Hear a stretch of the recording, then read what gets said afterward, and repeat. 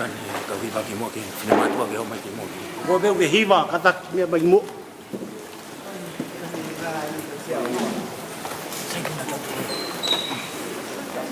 sai be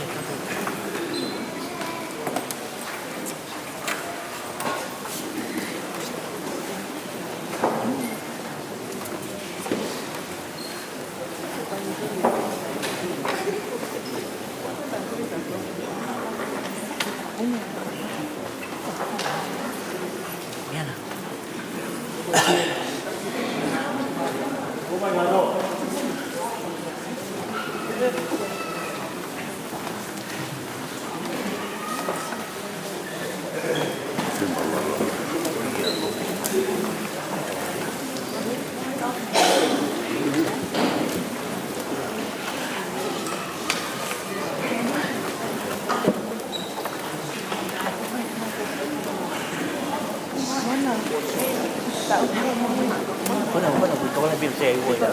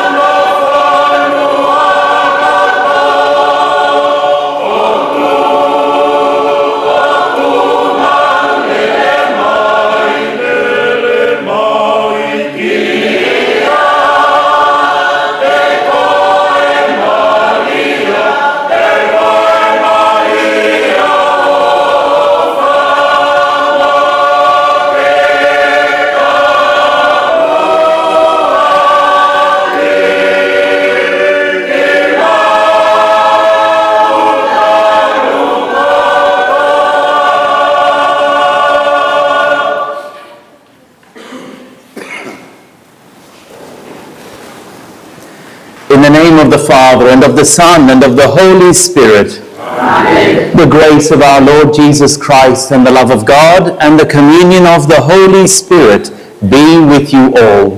And with your spirit. For those who don't know me, my name is Father Mark de Batista. I'm the parish priest here at St. Francis of Assisi, and a warm welcome to you all.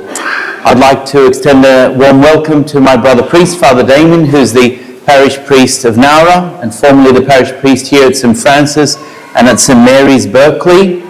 And also extend a heartfelt welcome to those who are watching us through the marvel of live stream in Tonga. So you're 3 hours ahead, so it's 11:05 or 11:10 p.m. So it's a real vigil for you, as we have this vigil for Akanesi Taufa, our sister in Christ. And we begin this vigil mass, where we will sprinkle her body with holy water. This is a very important symbol for us in the Catholic Church, because it's how we become sons and daughters of God. And as we become sons and daughters of God, we're forgiven original sin, and indeed we become heirs to heaven. And so the hope of eternal life first sprang in the heart and soul of Akanesi at her baptism many years ago. And although she has left us certainly earlier, way earlier than anyone would have liked, but nevertheless we know that she's gone to be with her eternal Father, and we pray for the repose of her soul tonight. Where's the holy water? Sorry. Holy water.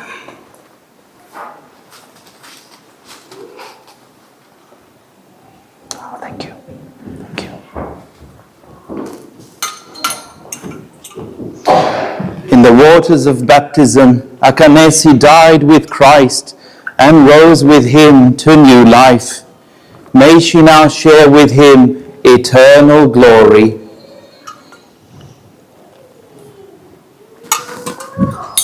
Thank you. Thank you. As you see also, she is draped in white, this white cloth known as the funeral pall. Whenever we go to a baptism, Catholic baptism, or an adult, the baby or the adult is always clothed in white, to show that they have been dressed in Christ, the purity of their soul, once it has been freed from original sin by baptism. So that's why our sister's body is draped in white. And also you see the Paschal candle there is lit at her head. This is not just lit because of creating some kind of atmosphere like we might at a nice dinner, but rather it represents Christ. It's lit for the first time on the Easter Vigil, and the church is in darkness, and then all those who are present light their own little candles from the light of the Paschal candle, showing that the light of Christ is capable of overcoming all the darkness of the world. And at her baptism, many years ago, her parents or godparents went to the Paschal candle in their church and lit her own candle to show that Akanesi now had the light of Christ within her. And this candle is only lit at the two ends of a person's life, their birth in Christ and their death in Christ. And so now we move to the opening prayer before we listen to the Word of God, to remind us that we begin this celebration tonight. Indeed, it is a celebration in hope and in joy, even though there is deep sorrow that someone we love deeply has left us earlier, way earlier than any of us expected.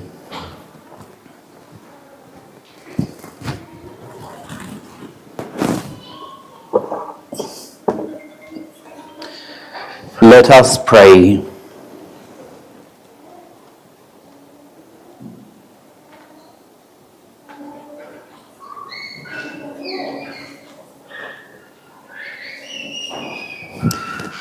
Free your servant, Akanesi, we pray, O Lord, from every bond of sin, that she who in this world was found worthy to be conformed to Christ may be raised to the glory of the resurrection, and draw the breath of new life among your saints, through our Lord Jesus Christ, your Son, who lives and reigns with you in the unity of the Holy Spirit, God, forever and ever.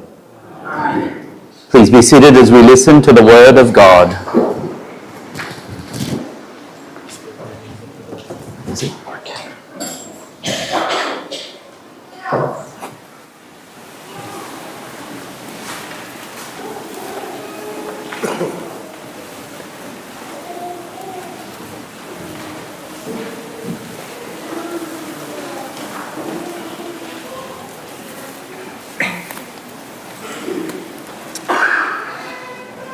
A reading from the prophet Isaiah. Hear the word of the Lord, you rulers of Sodom. Listen to the command of our God, you people of Gomorrah. Wash, make yourselves clean. Take your wrongdoing out of my sight. Cease to do evil. Learn to do good. Search for justice. Help the oppressed. Be just to the orphan. Plead for the widow. Come now, let us talk this over, says the Lord. Though your sins are like scarlet, they shall be as white as snow.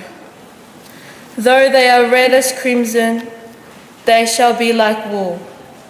If you are willing to obey, you shall eat the good things of the earth. But if you persist in rebellion, the sword shall eat you instead. The mouth of the Lord has spoken.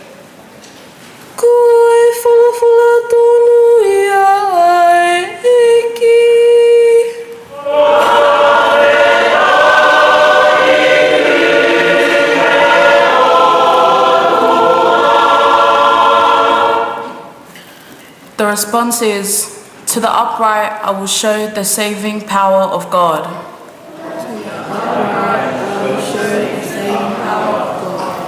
I find no fault with your sacrifices. Your offerings are always before me. I do not ask more bullocks from your farms, nor goats from among your herds. To the upright I will show the saving power of God. But how can you recite my commandments and take my covenant on your lips?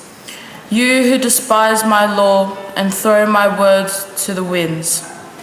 To the upright I will show the saving power of God. You do this, and I should keep silence?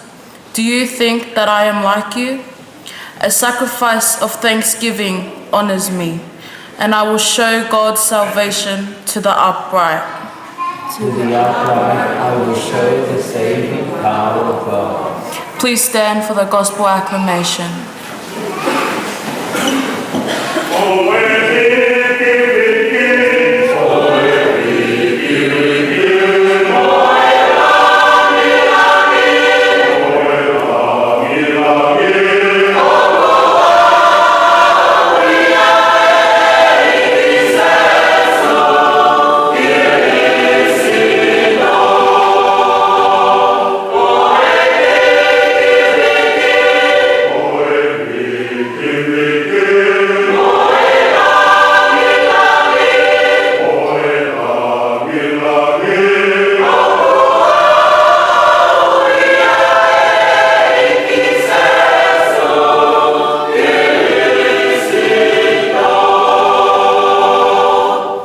Rid yourselves of all your sins and make a new heart and a new spirit.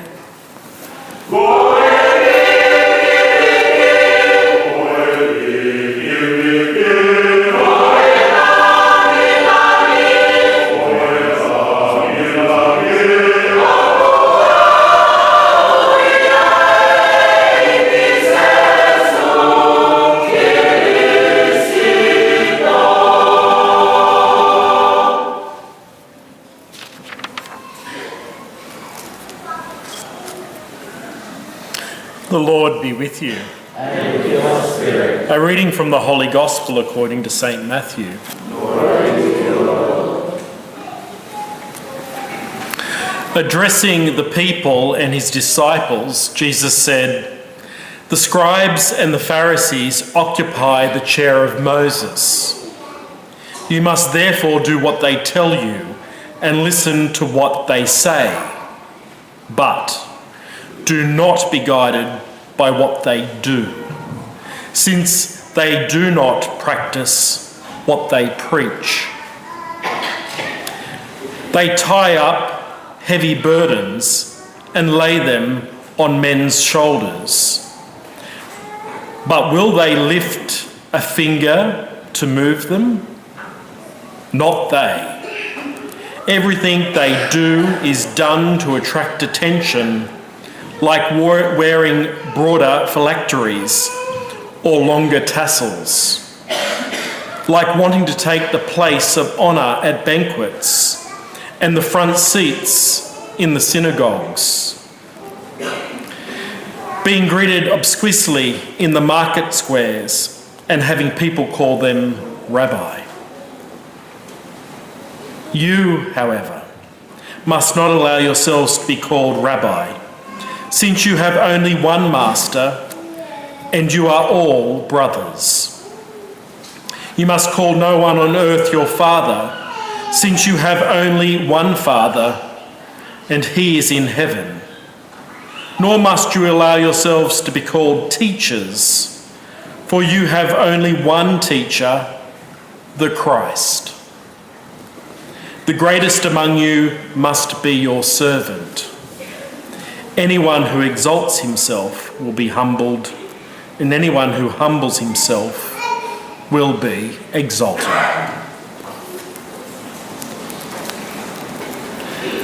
The Gospel of the Lord. Praise to you, Lord Jesus Christ.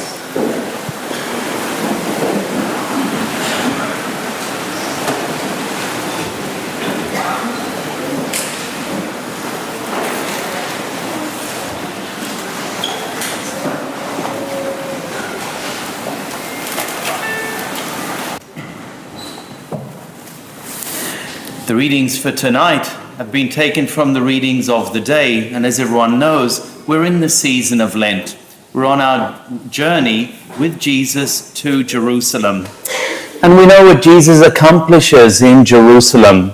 He enters into his passion freely. No one pushes him into it. He freely goes into it.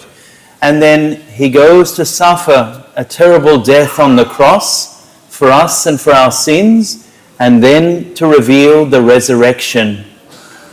And it's appropriate that we've got this vigil and that our sister has left us in this time of Lent, because she now has gone on her final journey, her journey towards eternity. It was to this moment that her entire life had been leading and heading. And so even though she's taken prematurely by our way of thinking, nevertheless, by God's way of thinking, she was taken just at the right time. You see, as a modern-day saint wrote once, that God is not like a hunter, ready to blow us out of the sky when we do something wrong. Rather, he is like a gardener who cuts us when we are in full bloom.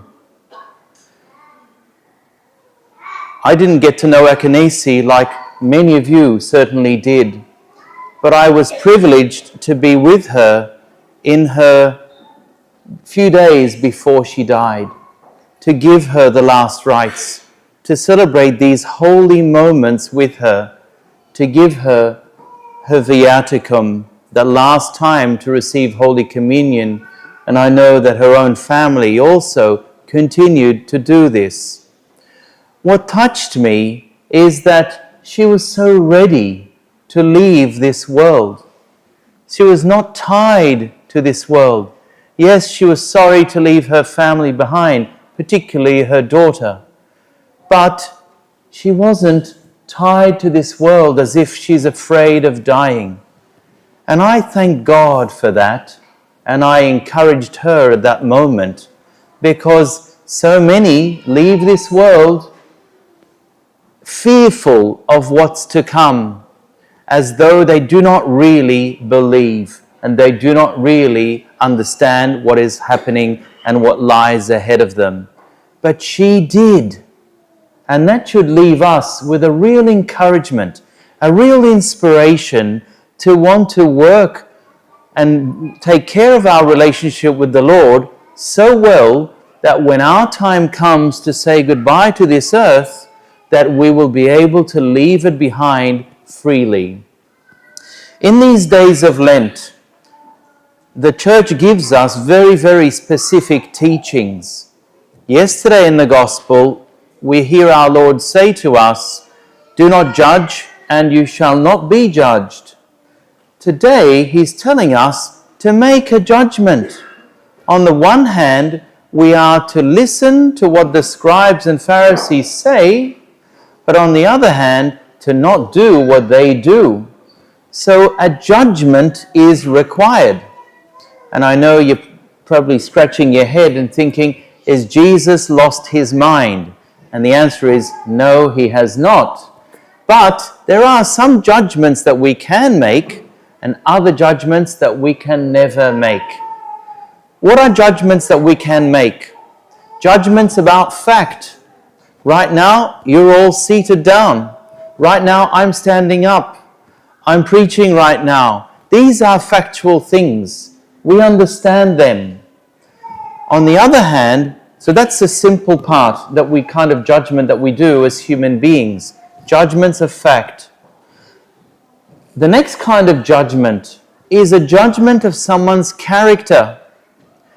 Working out what makes a person tick. When we interview them for a job, for example, the employer has to work out the kind of judgment that, or make a judgment on that person's character. Will they be suitable for this workplace or not? Or when we're about to vote in an election, working out the character of a politician. Can we trust this person to represent us fairly, or are they just simply saying nice things in order to get our vote and then do whatever they like? Politicians never do that, do they? Do they? Okay, we're all sniggering. Absolutely, that's a joke. We're allowed to have a little snigger at that. But they have a reputation for doing that. But we need to know how to sift the character. So that's a judgment that we can make. The judgment, though, and he's telling them, sift the characters of the scribes and Pharisees. Realize their double standards. But then there's another judgment that we can never make. It's the judgment of the heart. The judgment of the heart means a judgment of conscience. And we can never make those judgments because we don't know someone's heart. When we leave this earth, God will judge us. And the judgment is that he will reveal to us what we've done that's good and what we've done that's not so good. And if whatever we've done that's not so good, he purifies us. And we call that purgatory in the Catholic Church. But it's a place of purification. But that judgment only belongs to God. So in this life, we can never say about somebody, oh, this person is always this or they're always like that, therefore they are a bad person. That is not the kind of judgment that we should ever make, because we do not know what is inside a person. And at her death, God judged our sister. He judged her mercifully and justly. And he judged her in love. Only he knew her inmost heart more perfectly than she did herself. And so we leave the judgment to God alone. But for us, as brothers and sisters in Christ of our sister Akanesi, we love her and we pray for her. We pray that if she still needs our prayers, if she's still being purified in God's love, that through the sacrifice of the Mass, through our other prayers, our discomforts, our other sacrifices that we offer on her behalf, that we will help to get her over the line. until she is in the glory of heaven, seeing God face to face and praying for us in a way more intensely than she could ever do in this life. The very presence that you are here tonight shows your own love for our sister in Christ. That you are here in vigil, and those of you joining us through live stream, that we're praying for our sister. We're pleading with the Lord, grant her the gift of heaven, promised her at her baptism. Keep good your word now, Lord, and grant her eternal life. So even though we mourn tonight, and tomorrow we will mourn, as indeed we did last night, we don't mourn like the pagans who don't believe. We mourn like believers who know what is coming. And that knowledge of what is coming gives us a joyful hope. A joyful hope. So as the weeks and the months and the years pass, we won't think it's been however many weeks or months or years since Akanesi died. We will rather think it's this many months or years closer to seeing her again. And that's the difference between the Christian outlook towards death and the non-Christian outlook who is always thinking about the past. And so we rejoice that we've been given this gift of faith in Christ, which we share with our sister. And tonight in vigil, we pray with fervor that God will take her to himself and grant her the gift of eternal life. And I invite you to join with me the well-known Catholic prayer, if you're familiar with it. Eternal rest grant unto her, O Lord, and let perpetual light shine upon her. May she rest in peace. Amen.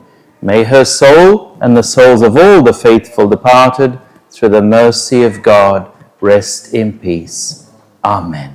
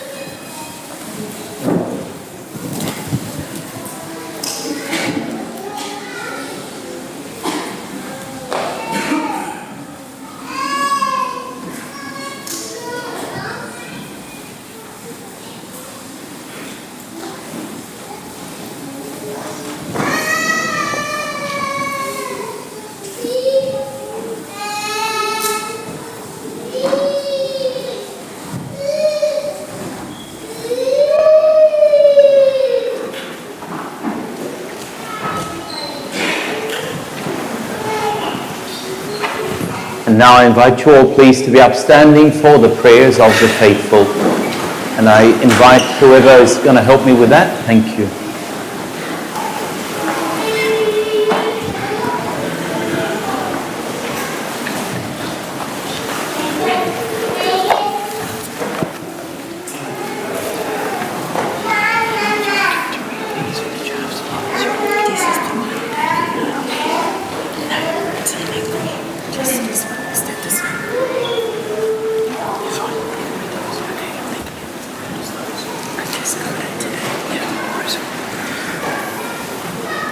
Let us turn to Christ Jesus with confidence and faith in the power of his cross and resurrection.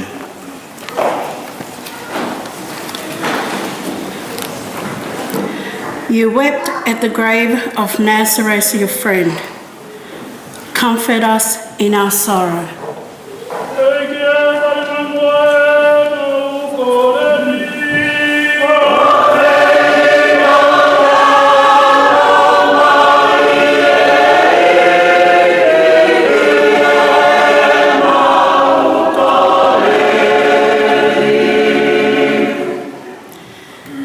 raise the dead to life.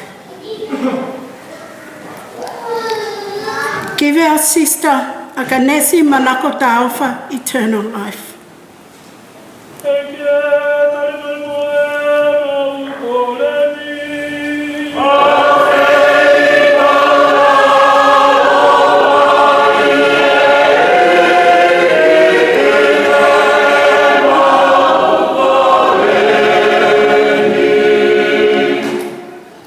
You promise paradise to the repentant thief. Bring Akanesi Manako Taufa to the joys of heaven.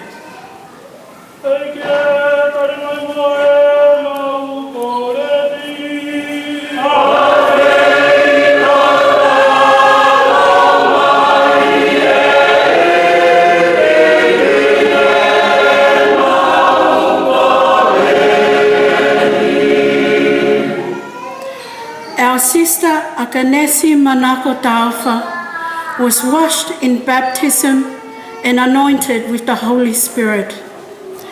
Give her fellowship with all your saints.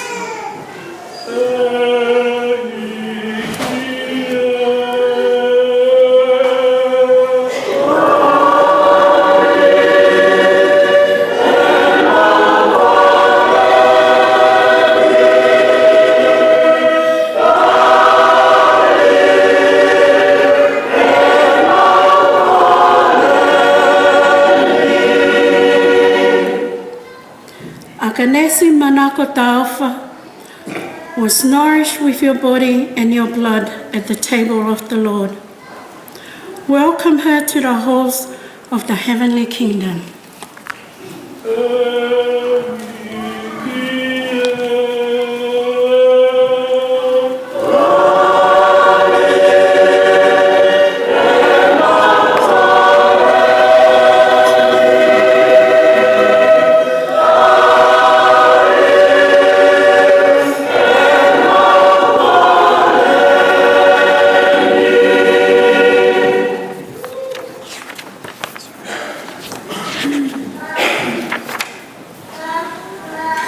God, our shelter and our strength, you listen in love to the cry of your people.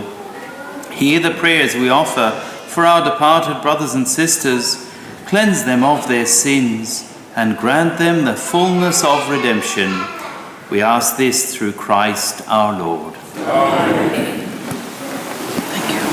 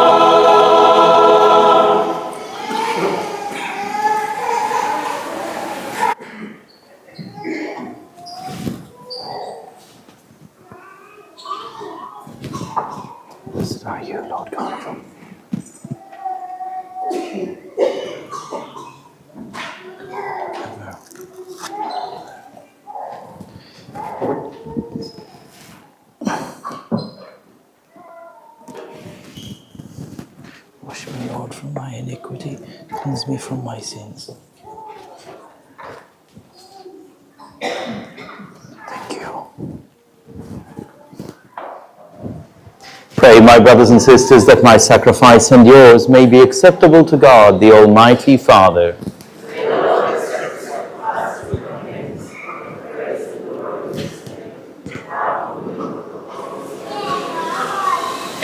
Grant our supplication, we pray, O Lord, that this sacrifice may benefit your departed servant Akanesi, since through its offering you have loosened the offences of all the world, through Christ our Lord.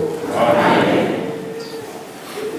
The Lord be with you. And with your spirit. Lift up your hearts. Lift them up to the Lord. Let us give thanks to the Lord our God.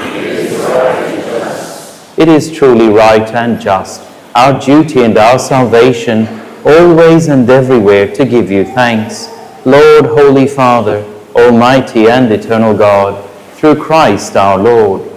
For he is the salvation of the world, the life of the human race, the resurrection of the dead. Through him the host of angels adores your majesty and rejoices in your presence forever. May our voices, we pray, join with theirs in one chorus of exultant praise as we acclaim.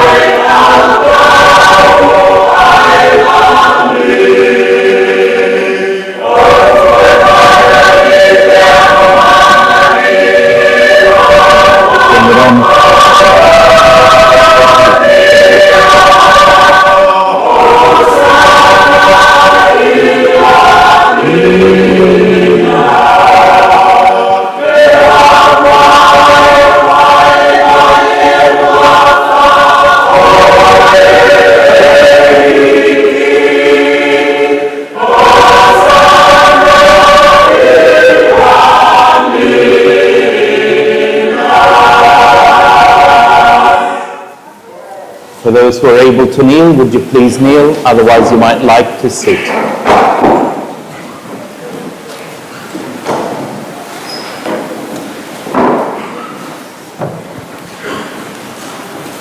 You are indeed holy, O Lord, and all you have created rightly gives you praise. For through your Son, our Lord Jesus Christ, by the power and working of the Holy Spirit, you give life to all things and make them holy. And you never cease to gather a people to yourself, so that from the rising of the sun to its setting, a pure sacrifice may be offered to your name. Therefore, O Lord, we humbly implore you, by the same Spirit, graciously make holy these gifts we have brought to you for consecration, that they may become the body and blood of your Son, our Lord Jesus Christ, at whose command we celebrate these mysteries. For on the night he was betrayed, he himself took bread, and giving you thanks, he said the blessing, broke the bread, and gave it to his disciples, saying, "Take this, all of you, and eat of it. For this is my body, which will be given up for you."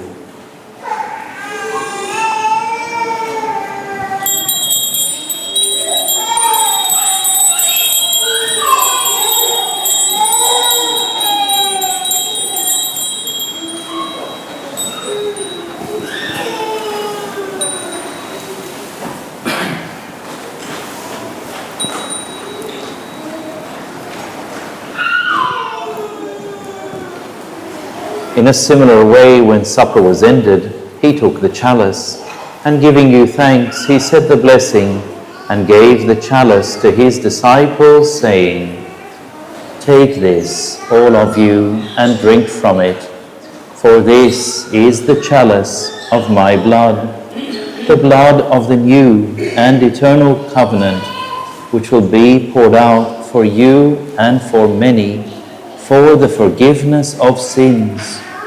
Do this in memory of me.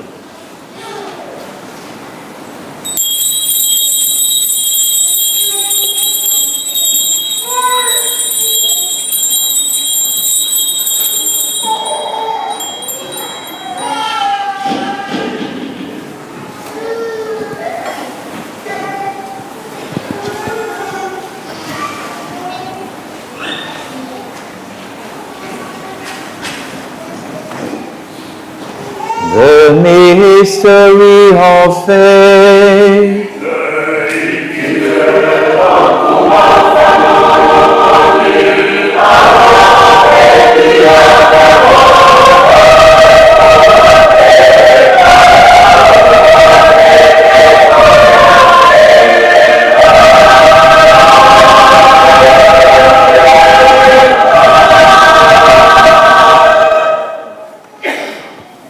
Therefore, O Lord, as we celebrate the memorial of the saving passion of your Son, his wondrous resurrection and ascension into heaven, and as we look forward to his second coming, we offer you in thanksgiving this holy and living sacrifice. Look, we pray, upon the oblation of your church, and recognizing the sacrificial victim by whose death you will to reconcile us to yourself, grant that we, who are nourished by the body and blood of your Son, and filled with his Holy Spirit, may become one body, one spirit in Christ. May he make of us an eternal offering to you, so that we may obtain an inheritance with your elect. Especially with the most blessed Virgin Mary, Mother of God, with blessed Joseph, her spouse, with the blessed apostles and glorious martyrs, with Saint Francis of Assisi, and with all the saints, on whose constant intercession in your presence we rely for unfailing hope. May this sacrifice of our reconciliation, we pray, O Lord, advance the peace and salvation of all the world. We're pleased to confirm in faith and charity your pilgrim church on earth, with your servant Leo our Pope, and Brian our Bishop, the order of bishops, all the clergy, and the entire people you have gained for your own. Listen graciously to the prayers of this family, whom you have summoned before you. In your compassion, O merciful Father, gather to yourself all your children scattered throughout the world. Remember your servant Akanesi, whom you have called from this world to yourself. Grant that she, who was united with your Son in a death like his, may also be one with him in his resurrection, when from the earth he will raise up in the flesh those who have died, and transform our lowly body after the pattern of his own glorious body.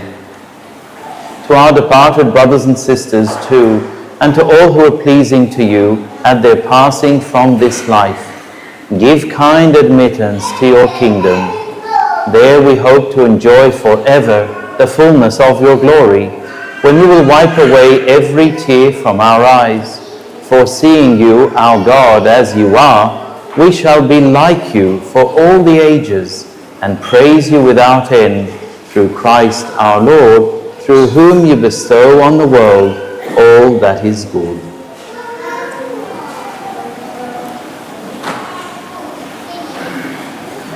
Through him and with him and in him, O God, Almighty Father, in the unity of the Holy Spirit, all glory and honor is yours forever and ever.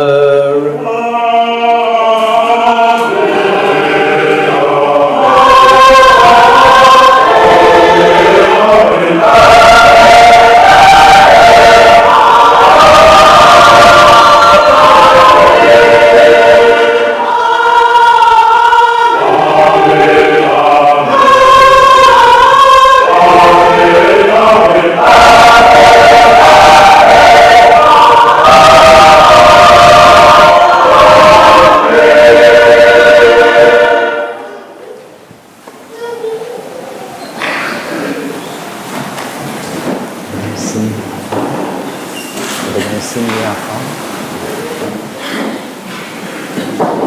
At the Saviour's command and formed by divine teaching, we dare to sing. Father, who art in heaven, hallowed be thy name. Thy kingdom come, thy will be done on earth as it is in heaven.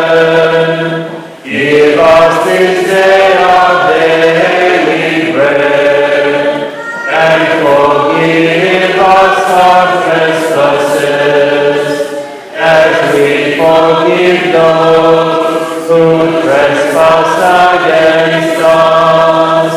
And lead us not into temptation, but deliver us from evil.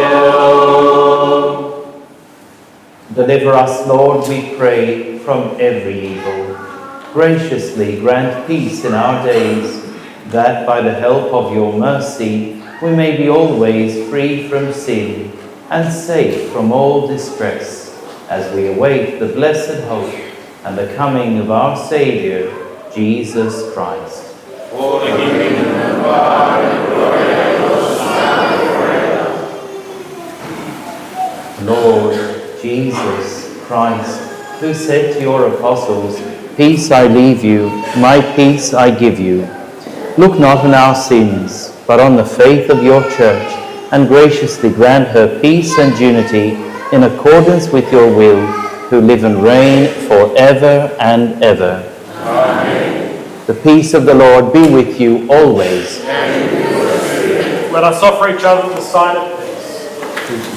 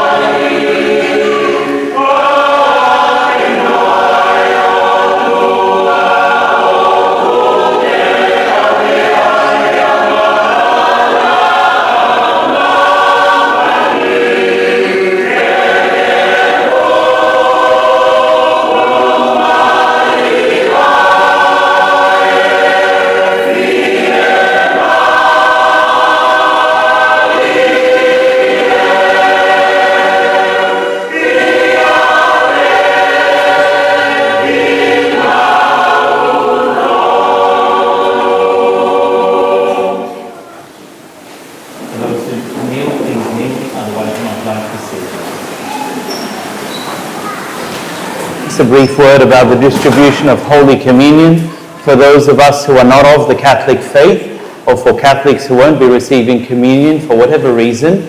If you would like to receive a blessing, please come forward with everyone else to either Father Damien or I, and just cross your arms like so, and we will know to give you a blessing instead of Holy Communion. And then for regular Sunday practicing Catholics or Orthodox in the state of grace, communion will be distributed in the usual way.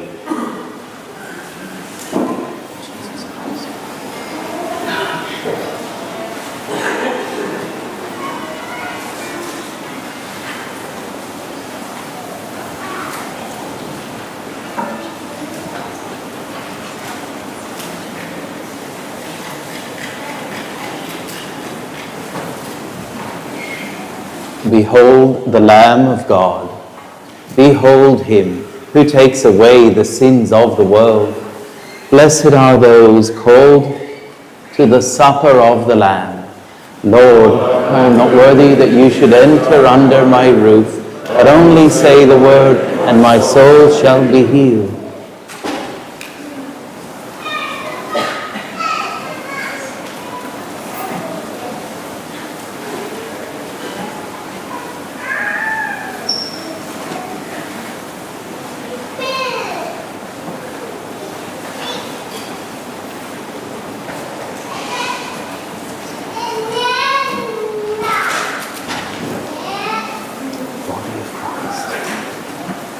The body of Christ. The body of Christ. The body of Christ. The body of Christ.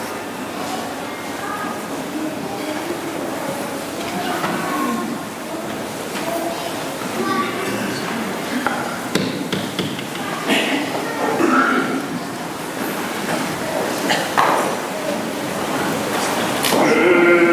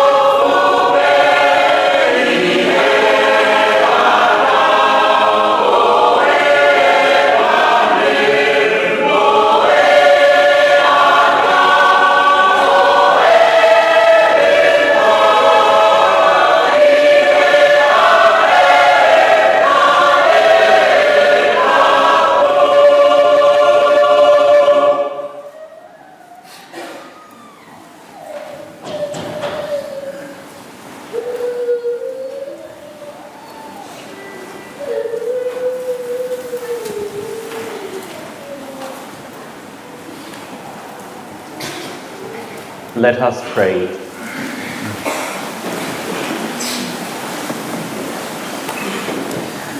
May the sacrifice of your church, we pray, O Lord, benefit the soul of your servant Akanesi, so that she who received the sacrament of Christ's mercy may enter his company together with your saints, through Christ our Lord. Amen.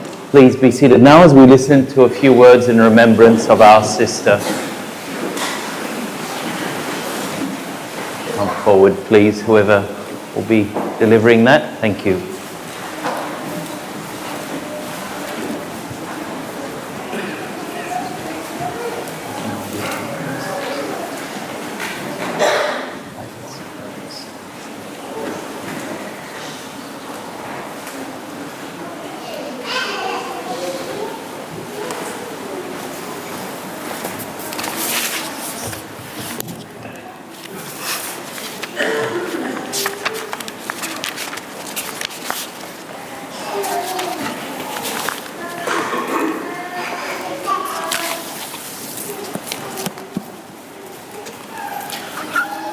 Whakatapu ki o tō mafi o ko awhi o tau loto ngā.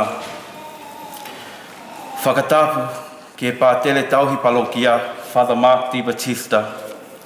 Pea pehe ki a Father Damien Ellis. Whakatapu atu ki e kauta ahine tāpua ou. Whakatapu ki e whahu. Pea pehe ki e ulu mutua. Whakatapu atu ki a ki mō tolu kotoa o ku tau whakatahataha i he whale tapuni. O ku atu e ni a whakatapu mā kehe ki he pēki a Akanesi Manako Taufa. Kai ata mo oku ke o atu ha ki historia no o ene mo ui.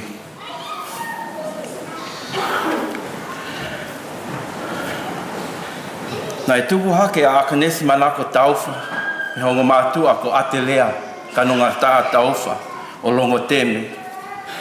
Pea mo lolo hea malafu Taufa o folaha pea mo utui.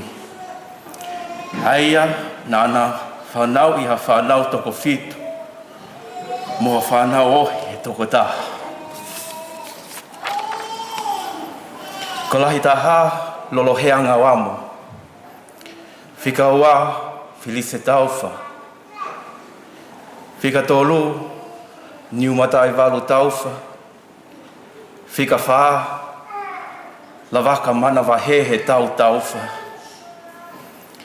Whika nima, Sosefo Kuli Taufa. Whika ono, Sosaya Malohi Taufa. Whika fitu, Akanesi Manako Taufa. Aia o kune whakatahataha i ki tau tolu i he pōni. Pea koe sisi taha ko ota Taufa longapoa.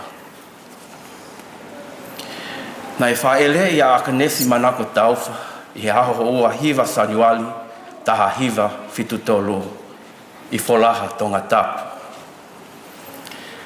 Nai hiki whanua mai ki Afteleliani i he taha hiva fitu hiva. Nai kamata lau tohi i Coniston Public School, pia ne hoko atu ai ki he St. Francis of Xavier's Catholic Primary School, Wollongong. Nai hulewa a Akanesi Manako Taufa i he taha hiva valuono ki he kolisi St. Mary's Star of the Sea College, Wollongong, pia ne osi me iai i he taha hiva taha. Nai kau Akanesi Manako Taufa i he lātaki a Sangato, Whalakiko, Savelio a Wollongongo. O au ki ene mauhoa pia mo whinau tali i he wafe taha tolu. O whakakoloa ki haofe fine toko taha, ko Grace, Malia, etc. of Ofa Taufa, o kui heni mo ki tau tolu. Nai hoko atu ai ako a Akanesi Manako Taufa i he New South Wales Information Technical Campus a Wollongongo. I he tau taha hiva wha, Nai ka matai I he Office of State Revenue, o au ai pē ki he ne mālolo me he ngā oe I he tau ua noa ua whā. Tuunga I he ngahi whaingata ia whakaisino o ene mo ui. Ko Akanesi, ko e whewhine ofa, fofonga mali mali. Hanga whakatō ki lalo, mata kainga, tauhi whanau lele, pēr mō tui mahalohi ke lotu, o hao pē ki hene pē kia. Na he pē kia Akanesi Manako Taufa, I he whale mahaki Wollongong, he aho o wha Februeli, ua noa, ua no. Aia, koe ka kato I e ta unima ngo fulu maa tolu, mo aho ua ngo fulu maa ono, o ena mo ui. The biography of Akanesi Manako Taufa. Akanesi Manako Taufa was born on the 29th of January 1973 in the Kingdom of Tonga to Lolohea Malafu Taufa from Folaha in Utui and Atalea Kanungata Taufa from Longoteme. They were blessed with 8 children. The eldest, Lolohea Ngawamu, followed by Felice Taufa, Niumataevalu Taufa, Lavaka Manavahehe Taufa, Sosefo Kuli Taufa, Sosaya Malohi Taufa, Akanesi Manako Taufa, who we are gathered here today, and the youngest, Ota Ota Taufa Longapoa.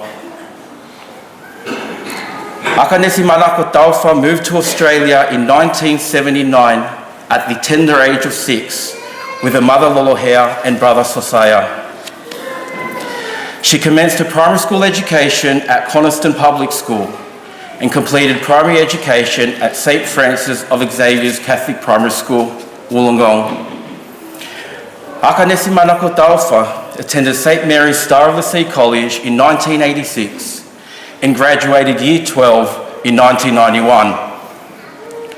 Following her secondary education, Akanesi Manako Taufa was a dedicated and one of the pioneer members of the Wollongong Tongan Catholic Youth Group. Akanesi Manako Taufa furthered her studies at the New South Wales Informational Technical Campus in Wollongong and within a couple of years obtained a government position with the Office of State Revenue in January 1994.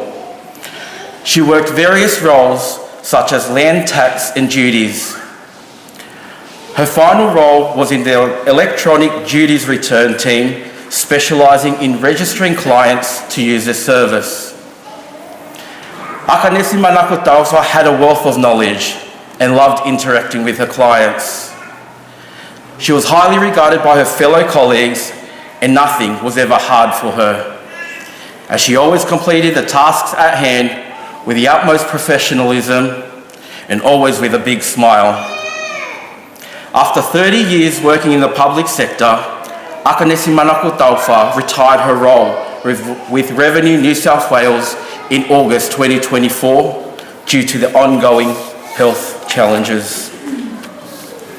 Akanesi Manako Taufa married Finau Dali in 2013 and was blessed with a beautiful daughter, Grace Malia Eseta Ofa Taufa. Grace is and always be her whole world.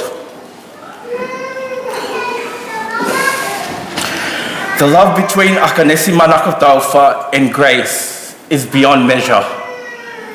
A sacred bond strengthened by her steadfast Catholic faith and her profound devotion to the Divine Mercy. On Tuesday, 24th February 2026, Akanesi Manako Taufa was called to eternal rest. She was 53 years and 26 days old. Akanesi Manako Taufa was a loving, humble, and selfless soul who always placed the needs of others before her own. She carried a brilliant sense of humour. She was sharp-minded, quick-witted, and with a sarcasm that was truly second to none. Beyond being a devoted mother, she was a treasured sister whose love extended deeply into the lives of her siblings, their children, and even their children's children. She carried each of them in her heart with pride and affection, offering guidance, laughter, and unwavering support. Akanesi Manako Taufa was anchored in her faith, and as scripture reminds us, I can do all things through Christ who strengthens me. In every season of her life, she leaned on that promise with courage and grace. Her legacy lives on through her precious daughter, Grace, a living reflection of her love, her strength, and unwavering spirit. Akanesi Manako Taufa, Auntie Nux, fly high and rest peacefully in eternal love. Toka ai nonga mo whima lie aho tau eiki toi tu'u.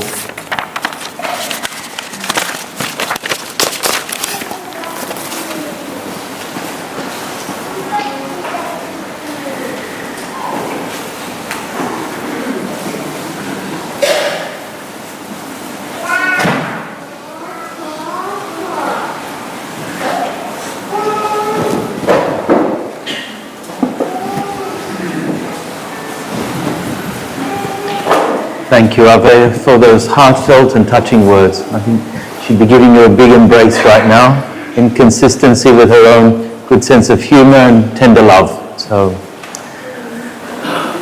tonight, because it's a vigil, we don't have a final commendation. That belongs to the funeral mass proper and then to the song of farewell. But there is a solemn blessing that is extended, so I invite you to be upstanding for that, please. And I will call on that blessing upon you in the name of the Lord.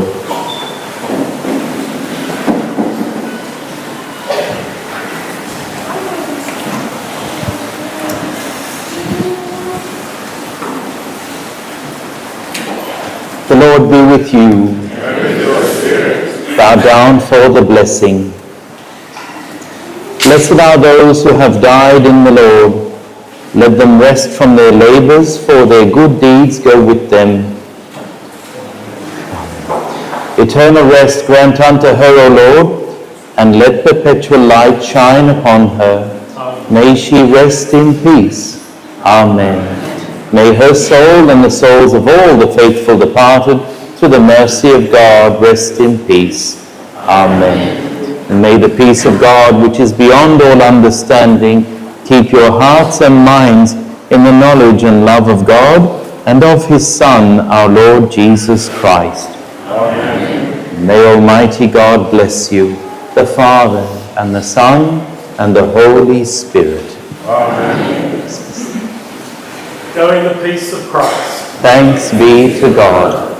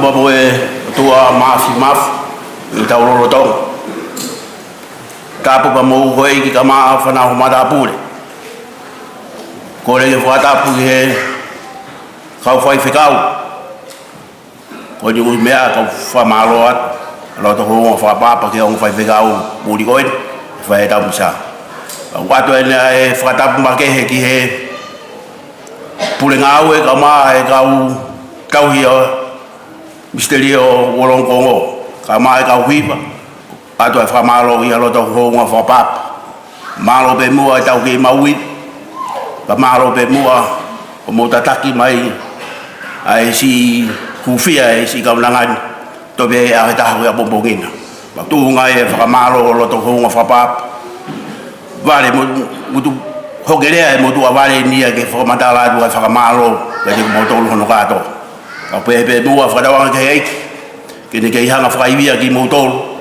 ko ia ngai ka venga ke mo ui hili ko ini mahalo ko ki me fa mana to ka bombongi ko tau misa fa mawa ya bombongi ko hiwa hili ko ini mahalo ku fa ye hu fa ki mi he ki he tawa ka wei be ki me to ko ni ke fa malo o tu mai tu ka ada ko be ki le tu fa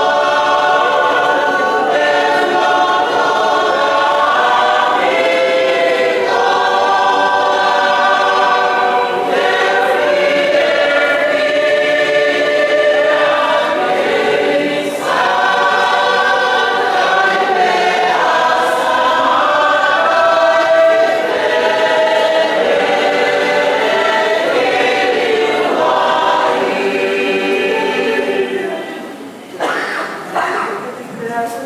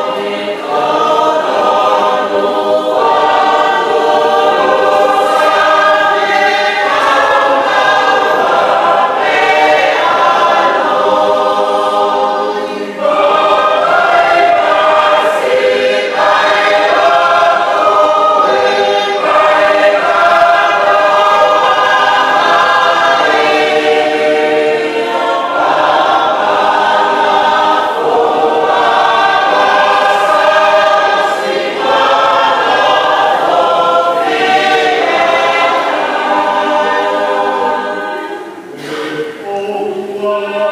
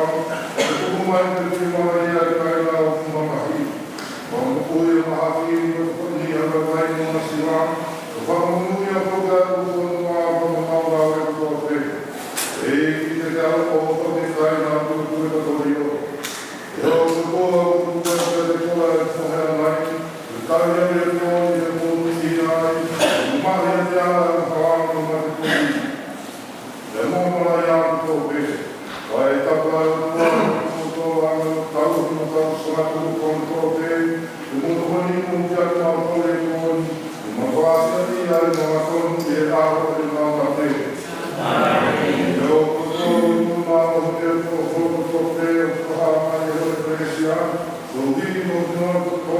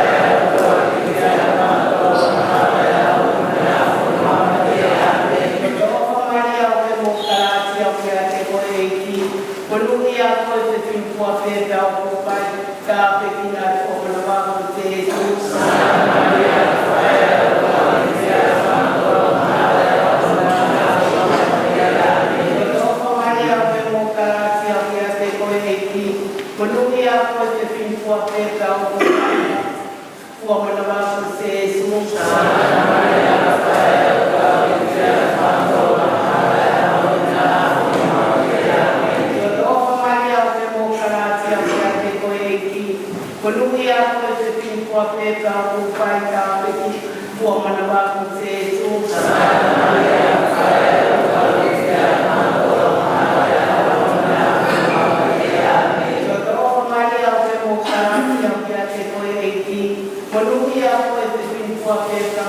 Vai dar pequena tua manava Jesus. Santa Maria, Rafael, glória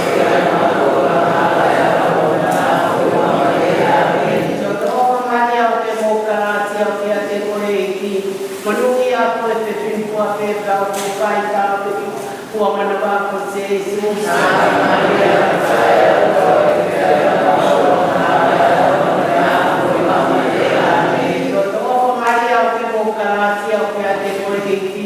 Manuia por esse fim por que ao que vai dar pequeno por manava por Jesus. Maria, Rafael,